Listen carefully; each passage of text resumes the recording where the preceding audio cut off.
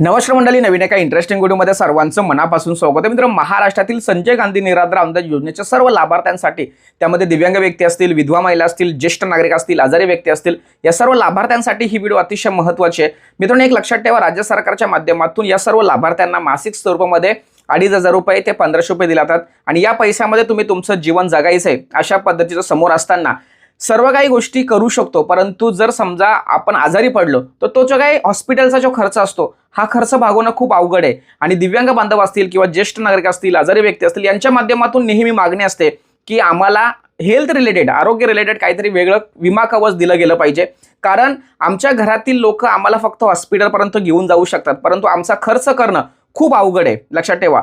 पण जर समजा सरकारने या संदर्भात जर योग्य भूमिका घेतली तर आम्हाला मात्र या ठिकाणी काहीतरी आधार निर्माण होईल. हे जे काय आयुष्यमान भारत कार्डच्या माध्यमातून जे 5 लाख रुपये दिले जातात, त्या 5 लाख रुपयांमध्ये जर समजा एखादा दिव्यांग बांधव असेल, याची मोठी शस्त्रक्रिया असेल किंवा आजारी व्यक्ती असतील, कॅन्सर सारखा आजार असेल किंवा हृदयविकारासारखे काही आजार असेल किंवा अवयव ट्रान्सफरन्स करण्यासंदर्भात काही जे काही शस्त्रक्रिया असतात, या शस्त्रक्रिया 5 लाखामध्ये बसत नाही. त्यामुळे अनेक रुग्णांना या ठिकाणी स्वतःचं आयुष्य संपवावं लागतं. या धर्तीवरती सरकारने काहीतरी वेगळं पाऊल उचलायला पाहिजे, अशा पद्धतीचं संसदमध्ये एक महत्त्वाची शिफारस करण्यात आलेली आहे. आणि जर समजा तुमच्याकडे आयुष्यमान भारत कार्ड असेल तर तुम्हाला आता 10 लाख रुपयापर्यंत या ठिकाणी विमा कवच किंवा मोफत उपचार मिळण्याची संधी मिळणार आहे. आणि या संदर्भात शिफारस आरोग्य किंवा स्वास्थ्य समितीच्या माध्यमातून केंद्राकडे करण्यात आली आहे आणि यावरती लवकरच सरकारच्या माध्यमातून निर्णय घेणार. आता ही जी काही शिफारस करण्यात आली आहे, या शिफारसमध्ये अनेक महत्त्वाच्या बाबी सुद्धा सांगितल्या, त्या सुद्धा आपण या ठिकाणी समजून घेणं गरजेचं आहे. यामध्ये पहिली बाब म्हणजे रुग्णालयांनी कॅशलेस उपचारांना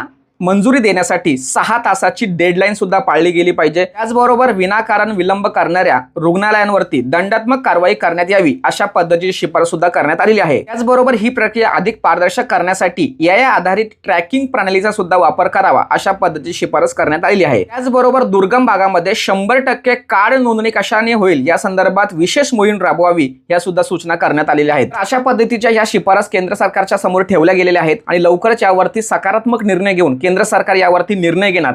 परंतु मित्रांनो, एक लक्षात ठेवा, हा जो निर्णय आहे हा निर्णय आपल्यासाठी खूप महत्त्वाचा आहे. कारण हॉस्पिटलचा खर्च आपल्याला परवडत नाहीये आणि या हॉस्पिटलचा खर्च न परवडल्यामुळे अनेक दिव्यांग बांधवांना स्वतःच्या हेल्थकडे लक्ष देता येत नाही किंवा त्यांचे जे काही अपंगत्व आहे त्यावरती शस्त्रक्रिया करून त्यांना बरं होण्यास अडचण निर्माण होते.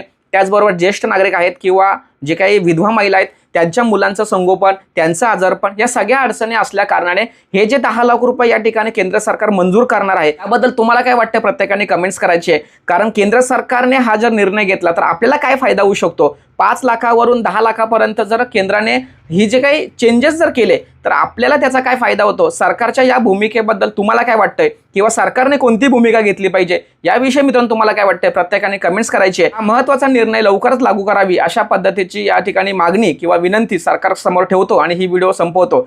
नवीन व्हिडिओसह तोपर्यंत धन्यवाद. जय हिंद, जय महाराष्ट्र.